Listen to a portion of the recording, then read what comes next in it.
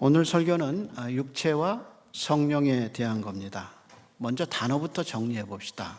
육체가 뭐냐? 대개 육체는 사람의 몸을 얘기하죠. 그래서 사전에 보면 육체의 정의는 사람의 몸 혹은 몸뚱이, 신체 이렇게 나옵니다. 그렇다면 사도 바울이 갈라디아서 얘기한 몸이 육체가 바로 몸을 얘기하는 건가?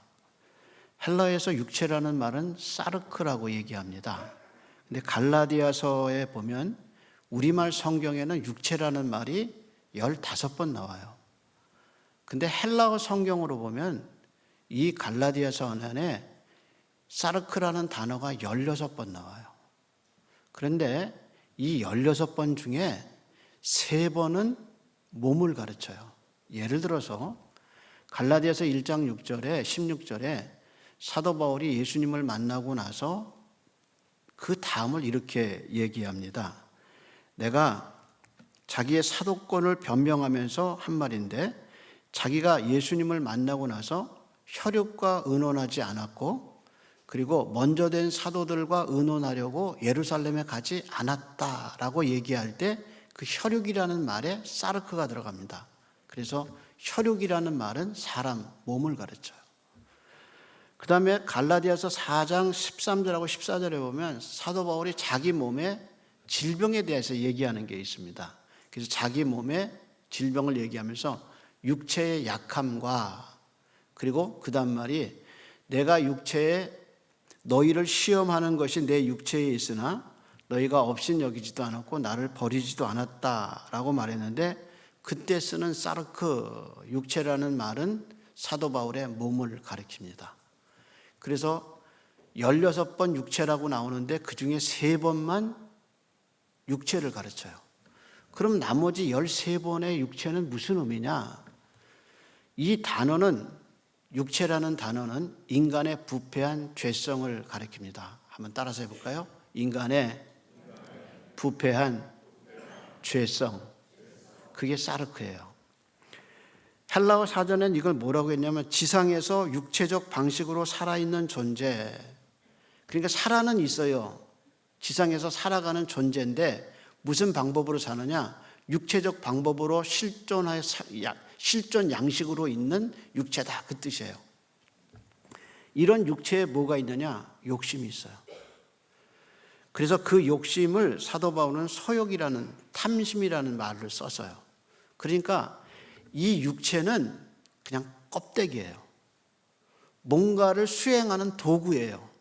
근데 이 육체 안에, 부패한 인간의 육체 안에 욕심이 있단 말이에요. 그래서 그 욕심이 나를, 육체를 충동시켜서 육체는 그것을 수행하게 만드는 일종의 도구란 말이에요.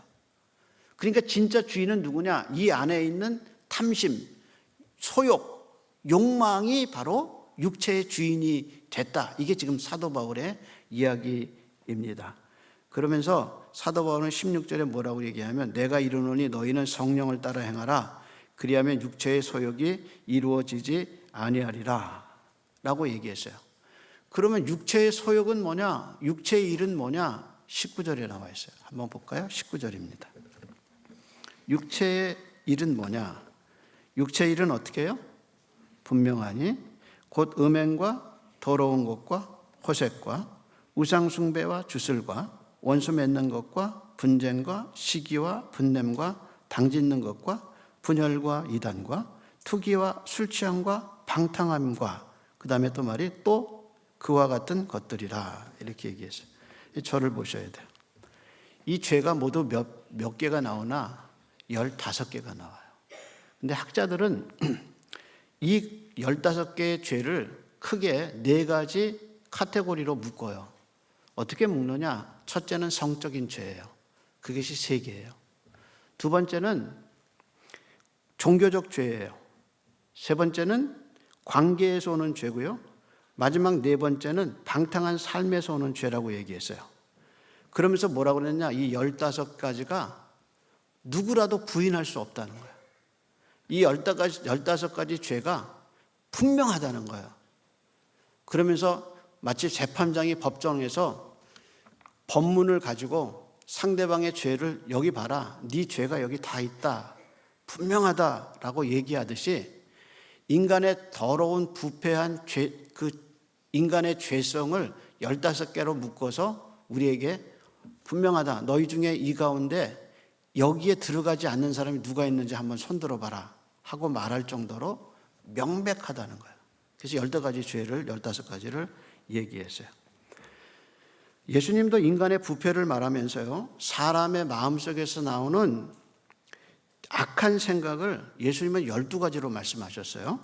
그게 마가복음 7장 21절에서 23절에 나오는 죄인데, 예수님이 말씀하는 죄는 생각이지 행위가 아니에요. 인간의 세계에서 나오는 그 죄가 뭐냐 하고 얘기할 때 그 죄는 예수님이 생각을 얘기하셨어요. 그래서 예수님의 말을 들어보면 이렇게 해요. 속에서 곧 사람의 마음에서 나오는 것은 악한 생각. 그랬어요. 그리고 그 생각이 어떤 생각이냐를 12개를 얘기했는데, 첫째가 음란과 도적질과 살인과 간음과 탐욕과 악독과 속임과 음탕과 질투와 비방과 교만과 우매함이라. 이 모든 것이 속에서 나와서 사람을 더럽게 하느니라. 제가 다시 강조하지만 예수님이 말씀하시는 죄는 네가 무슨 죄를 졌다는 행위가 아니라 네가 무슨 생각을 하고 있느냐는 생각이 죄라는 거예요. 그래서 악한 생각이 죄라고 12가지를 얘기하셨어요.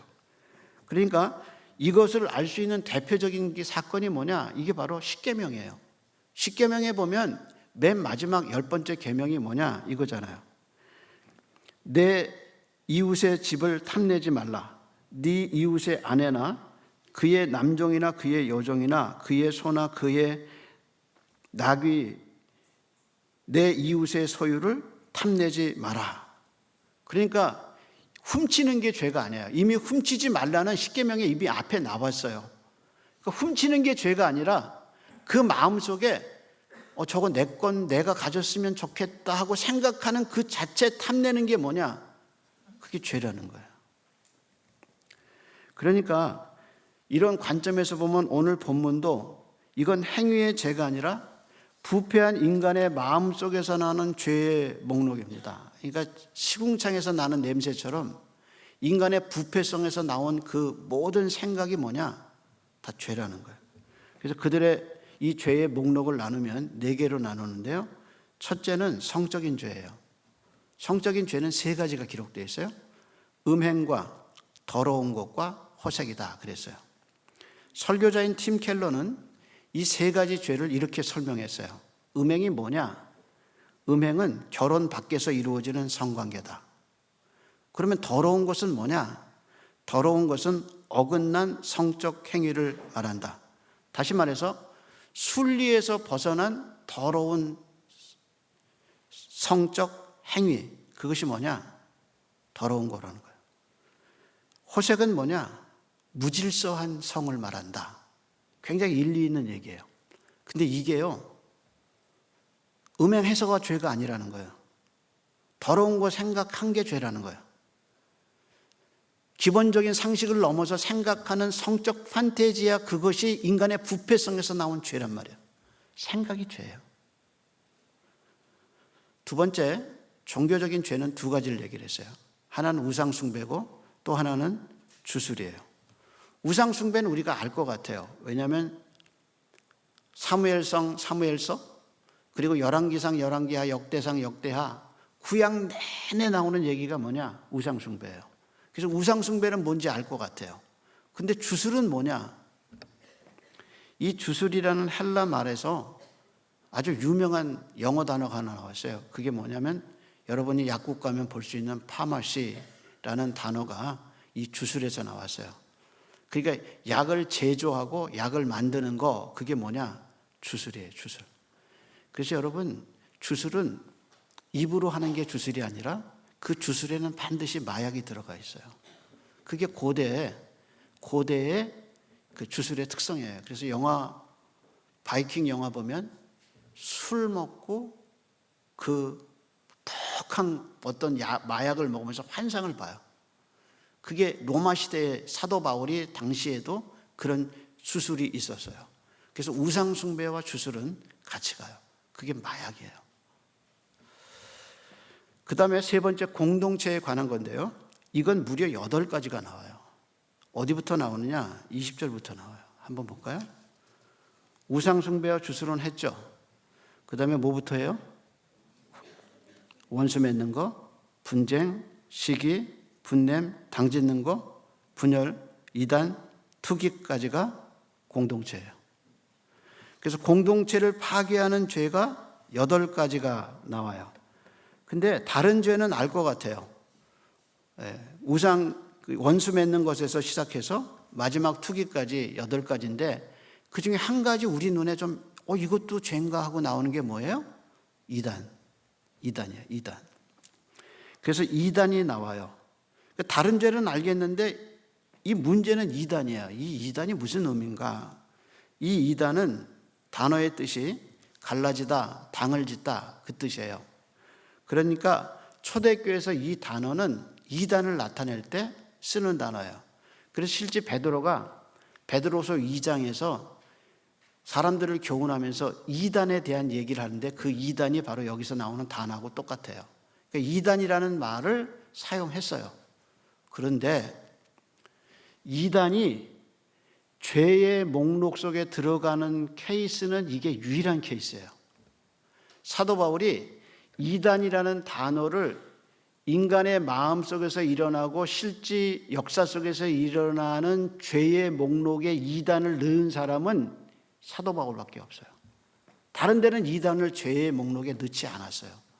그러니까 사도 바울이 갈라디아 교회들에게 공동체를 깨는 이야기를 할 때 이단을 여기다 넣었다는 얘기는 지금 갈라디아 교회에서 복음이 아니라 다른 복음을 전하고 율법으로 돌아가야 한다고 말하는 갈라디아 교회의 이 현실적인 문제, 이 거짓 교사들이 누구냐? 이단자라는 거예요.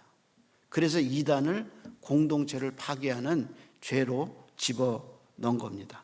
그래서 현재 갈라디아 교회에서 이런 상황이 일어나고 있다는 것을 반증하고 있는 거죠. 마지막 네 번째는 방탕함과 그 앞에 술 취함이에요. 근데 이건 이해할 것 같아요. 술 취함과 방탕함은 성경에 항상 같이 나와요. 그래서 술 취함과 방탕함 이렇게 얘기해서 저는요, 여러분들이 저녁 때 가족들 와서 와인 한 잔 따라서 와인 먹는 거 정지하고 싶은 생각 없어요. 목사님, 성경에 술 취하지 말라고 그랬지 술 먹지 말라고 그러진 않았지 않습니까? 일리가 있는 얘기예요.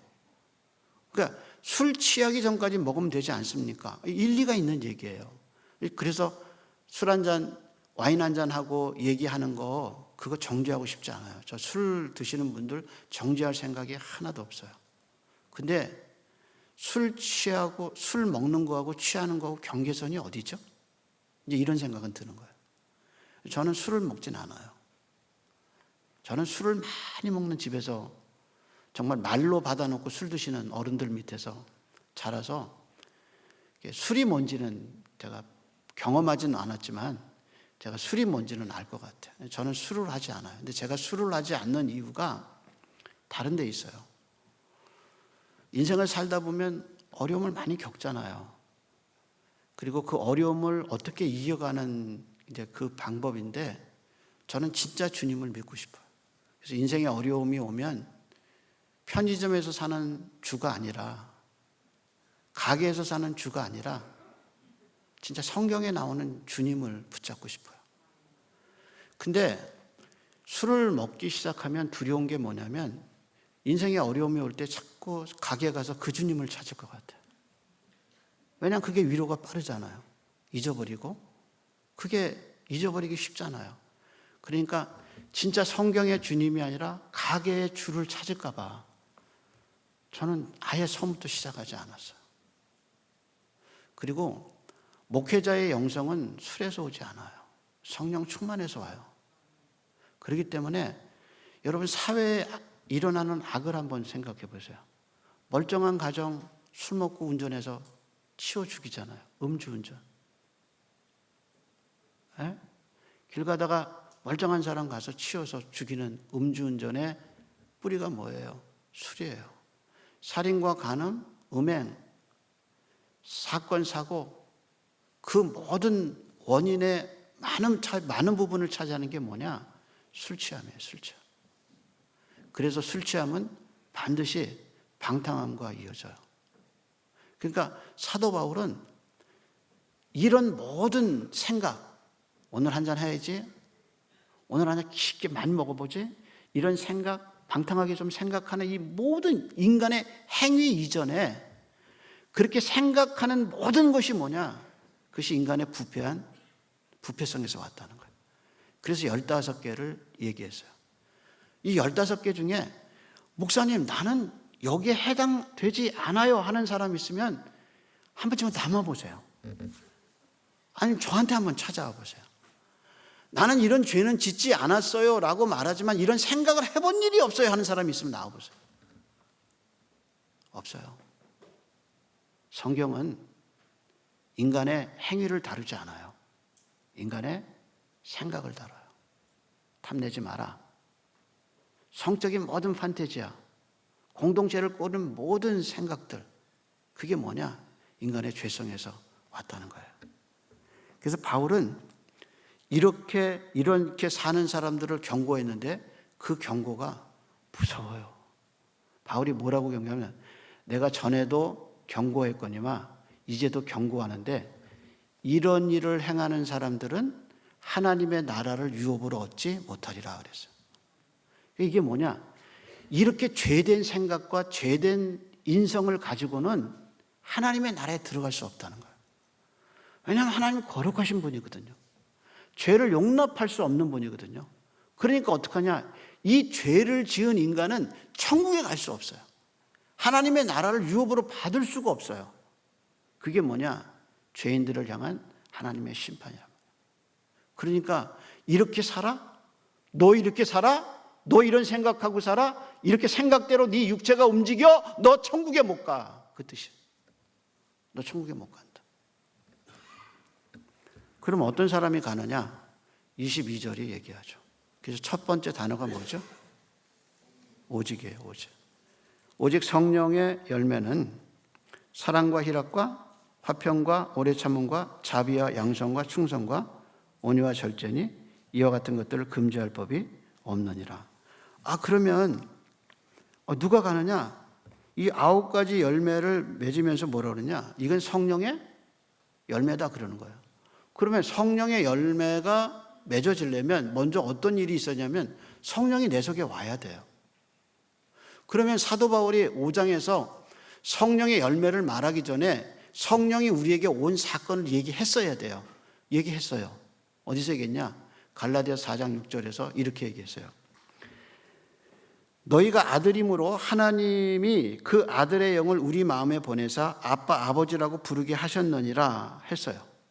그러니까 하나님이 우리에게 아들의 영을 줘서 우리가 그 성령이 들어오셔서 하나님을 아빠 아버지라고 부르게 한 사건이 4장에서 일어났어요. 그리고 5장은 뭐라고 그랬냐? 이런 모든 인간의 죄성에서 그리스도가 우리에게 자유를 주셨다는 거야. 그래서 그리스도가 너희를 자유롭게 했으니 다시는 서서 종의 멍에를 매지 말라고 이미 얘기했어요. 그러면 하나님이 보내신 성령이 우리에게 오셔서 어떤 일이 일어나느냐? 이런 죄성에서 살 때는 그게 죄인지 몰랐는데 모든 인간이 그러고 사니까 내 친구들 다 그러고 살고 내 주변 사람 다 살고 우리 아버지 어머니도 그렇게 살았고 나도 그렇게 살고 내 아이들도 그렇게 살 건데 인간이 그렇게 아담의 후손에서 산 거예요. 그런데 어느 날 하나님의 말씀을 듣는데 성령이 내 속에 들어와서 새로운 나의 인성을 만들어서 새로운 자아가 생겼어요. 그래서 이렇게 사는 삶이 진짜 삶이 아니고 진짜 하나님이 원하는 삶이 있구나 깨닫게 해주신 게 뭐냐? 구원 사건이고 성령 사건이에요. 성령이 내게 들어오셔서 그렇게 사는 게 인간의 삶이 아니라고 가르쳐주기 시작해서 이 속에서 충돌이 일어나는 거예요. 옛날처럼 살았던 그 삶하고 육체의 소욕과 성령의 역사가 가슴에서 부딪히는 거예요. 삶 속에서 부딪히는 거란 말이에요. 그래서 우리 속에서 성령을 거스리고 육체의 소욕이. 육체의 소욕은 성령을 거슬리는 싸움이 시작됐어요. 근데 이게 어떻게 일어났느냐? 갈라디아서 4장에 성령이 오신 사건을 얘기했고, 갈라디아서 3장 2절에 성령이 어떻게 왔는가를 얘기했는데 3장 2절에 이렇게 얘기했어요. 내가 너희에게 이것을 알게 하노니 너희가 성령 받은 것이 율법의 행위로서냐 아니면 듣고 믿음에서냐 라고 말했어요. 그러니까 네가 성령 받은 것이 네가 착하게 살아서, 아니 어떻게 착하게 살아요? 이렇게 부패한 사르크, 이 부패한 인간의 육체 속에서 나오는 이 15가지 죄가 날마다 반복되는 내가 어떻게 선하게 살아? 어떻게 율법의 행위대로 살아요? 그래서 내가 율법으로 선하게 살아서 어떻게 성령을 받아요? 하나님의 거룩한 영이 어떻게 이 죄된 쓰레기 같은 나의 이 부패한 인간 속에 어떻게 성령의 거룩함이 들어올 수 있어요? 율법의 행위가 아니에요. 근데 이런 죄인인 내가 오늘날 하나님의 말씀을 듣고 있는데 눈이 열리고 귀가 열려서 성령님이 내 속에 들어와서 조명해 주시고 비춰주셔서 하나님의 세계를 알게 하시고 하나님을 알게 하신 성령을 받았는데 왜 받았느냐? 말씀을 들을 때, 하나님의 말씀을 듣고 있는데 아, 진짜 내가 죄인이구나, 진짜 내가 지옥에 갈 사람이구나, 그리고 하나님의 역사를 깨닫게 돼요. 그게 뭐냐? 듣고 성령을 받고 믿음이 생긴 거란 말이에요. 그래서 성령이 오셔서 하나님을 아버지라고 부르고, 그리고 내 안에서 육체의 싸움과 성령의 투쟁이 시작됐어요. 이게 지금 사도 바울이 갈라디아 5장에서 인간의 죄성과 성령의 역사를 얘기하고 있는 5장 오늘 본문의 내용이란 말이야. 그런데 여기서 어떻게, 그럼 이 싸움에서 어떻게 우리가 이길까? 사도 바울은 로마서 7장에서 이 싸움이 너무 힘든 거예요. 그래서 뭐라고 했냐, 이렇게 얘기했어요. 이 공고한 이 공고함, 누가 나를 이 공고함에서 건져줄까 하고 얘기를 했어요. 근데 방법이 있어요. 24절에요. 뭐라고 그랬나 보세요. 24절에 그리스도 예수의 사람들은 육체와 함께 그 정욕과 탐심을 십자가에 못 박았느니라. 그러니까 여기서 중요한 것은, 그러면 정욕과 탐심을 십자가에 못 박아야 할 사람은 누구냐? 나라는 거예요. 이 원리가 참 중요해요. 이 십자가에 탐심과 정욕을 못 박아야 할 사람이 누구냐? 나라는 거예요. 근데 이게 전에는 안 됐어요. 왜냐하면 십자가를 몰랐으니까. 십자가를 모르는데 어떻게 십자가에다 나를 못 박아요? 사도 바울이 갈라디아서 2장 20절에 그랬잖아요. 이제 내가 사는 것은 나를 위하여 사는 것이 아니라 나를 위하여 자기 몸을 버리신 하나님의 아들을 믿는 믿음 안에 사는 것이다 그랬어요. 그건 신앙 고백이에요. 그 고백이 삶에서 실천적인 역사로 어떻게 오느냐? 날마다 내 안에서 일어나는 탐심과 그 소욕, 그 더러운 것들을 어떻게 하냐? 나를 위해서 죽으신 예수님의 십자가에 내가 일어나는 모든 생각과 더러운 것을 십자가에 쾅 박는 거예요. 성적인 죄를 받고 공동체를 깨는 죄를 받고 술 취함과 그 모든 생각들을 십자가에 날마다 박는 거란 말이에요. 누가 박아? 내가 박는 거예요. 내가. 어떻게 박을 수 있어요? 십자가를 아니까. 예수님이 내 죄를 위해 죽으시고 부활하신 그 십자가의 사건을 내가 믿어졌으니까 나의 죄성을 날마다 십자가에 박아라 그러고 사는 거예요. 그게 실천적 방법이란 말이에요. 근데 예수님이 그 말씀하셨어요. 마가복음에서 예수님이 그렇게 말하셨어요. 누구든지 나를 따르 그러거든 자기를 부인하고 자기를 날마다 자기 십자가를 지고 나를 따르는 자이라. 그러니까 내 속에서 일어나는 이 모든 죄가 이게 십자가에다 계속 박는 거예요. 십자가에다. 목사님, 나 그렇게 못해요. 어떻게 그렇게 해요? 나도 못해요. 근데 할 수 있어요. 왜? 성령님이 들어오셨잖아요. 그래서 그 다음에 뭐라고 그랬나 보세요. 그 다음 절에 25절이에요. 뭐라 그랬어요? 만일 우리가 성령으로 살면 또한 성령으로 행할지니라. 근데요, 이게 놀라운 비밀이 여기 숨겨 있어요. 그게 뭐냐면 앞에는요 수동태고 뒤에는 능동태예요. 예를 들어서 만일 우리가 성령으로 살면 이거는 성령이 나를 이끌어 주시는 거예요. 그리고 그 다음에 뭐냐? 또한 성령으로 행할지나 이거는 수동형이에요. 능동형이에요. 자기가 따라가는 거예요. 제가 이 비밀을 출애굽기로 한번 설명해 볼게요. 이스라엘 백성이 구름 기둥과 불 기둥을 본 거는 애굽이 아니에요. 애굽에서는 불 기둥과 구름 기둥을 볼 수가 없어요. 왜? 후원 안 받았는가? 애굽에서 430년 동안 종살이하던 이스라엘 백성이 구름 기둥과 불 기둥을 본 것은 언제냐? 어린 양 예수의 피로 구원받아서 애굽을 나와서예요. 그래서 애굽을 나와서 보니까, 구원받고 애굽을 나와서 보니까 광야에 하나님의 불 기둥과 구름 기둥이 있어요. 구원받기 전에는 성령의 인도가 있을 수가 없어요. 왜? 구원 안 받았는데. 성령이 안 들어오셨는데 어떻게 십자가 사건을 알아요? 성령이 없는데 어떻게 예수님의 부활이 믿어져요? 도저히 그럴 수 없어요. 그래서 애굽에 있을 때는 구름 기둥, 불 기둥이 하나님의 인도가 있을 수가 없어요. 그런 내가 구원을 받고 난 다음에 내 속에 성령이 들어오셔서 나를 인도해 주시는 거예요. 근데 이 성령의 인도는 절대로 폭력적이고 절대로 강압적이지 않아요. 성령이 들어오셔서 내 죄성을 보게 하시고 내가 얼마나 쓰레기인가를, 얼마나 악한 존재인가를 보게 하시고, 그 다음에 하나님의 성품, 하나님의 사랑, 하나님의 기쁨, 선을 향한 하나님의 그 열정, 이런 하나님의 성품, 그리스도의 성품을 알려주셨어요. 그리고 우리에게 이렇게 살래? 이렇게 살래? 지금처럼 네가 살아왔던 육체대로 살래? 아니면 하나님의 성품을 담는 이 그리스도의 성품의 길을 걸어갈래? 하고 자유가 주어졌어요. 근데 이 자유는 선택이에요. 자유가 없을 때는 선택할 수 없었어요.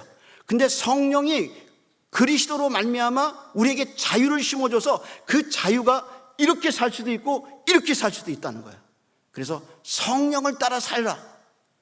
그런데 그 다음 말이 성령을 따라 행할지냐. 근데 행할지니라는 이 말이 헬라 말의 뜻이 뭐냐면 줄을 쭉 거 있다는 거예요. 그래서 그 줄대로 가면 돼요. 다시 말해서 믿음의 조상 아브라함이 말씀을 따라갔고 많은 사람들이 말씀을 따라 샀고 예수님이 이 길을 걸어간 것처럼 나도 그 길을 걸어가면 돼요. 그래서 성령의 역사는 하나님의 말씀을 따라 걸어가는 거예요. 그래서 개혁자들은 성령은 말씀이라는 수레를 타고 온다고 그랬어요.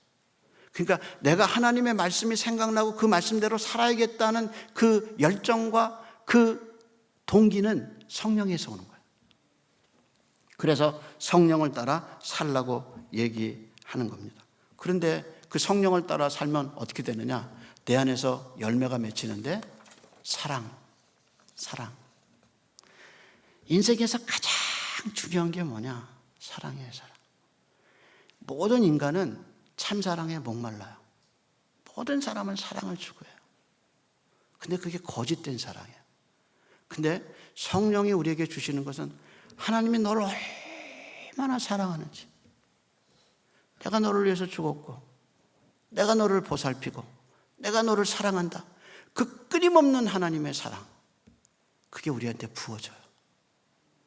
그래서 우리의 소망이 부끄럽지 아니함은 우리 속에 주신 성령으로 말미암아 하나님의 성령으로 말미암아 아버지의 사랑이 부어졌느니라. 이게 로마서 5장에서 바울이 얘기해요. 그러니까 그 하나님의 사랑을 성령에 부어주셔요. 그래서 사랑에 목마르지 않아요. 그리고 인생 살아갈 때 뭐냐? 나이 먹으면 먹을수록 기쁨이 사라져요. 조그만 아이들은 그냥 뭐만 봐도 자꾸 좋아하는데 이게 인생을 살다 보니까 목마른 게, 메마른 게 뭐냐? 기쁜 일이 없어. 즐거운 일이 없어.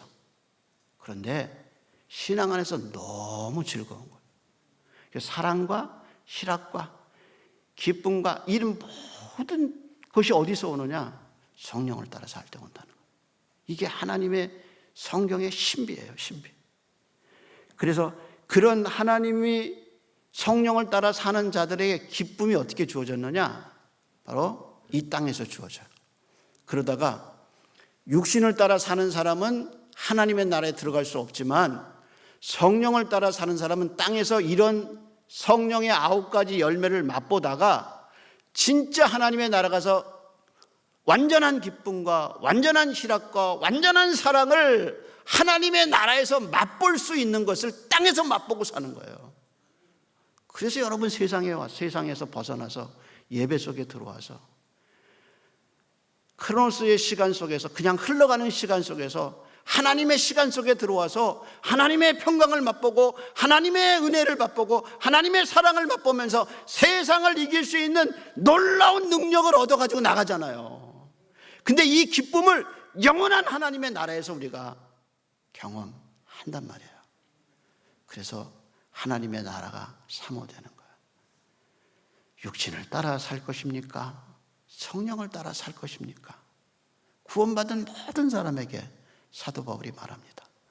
성령을 따라 살아야 합니다. 기도하겠습니다.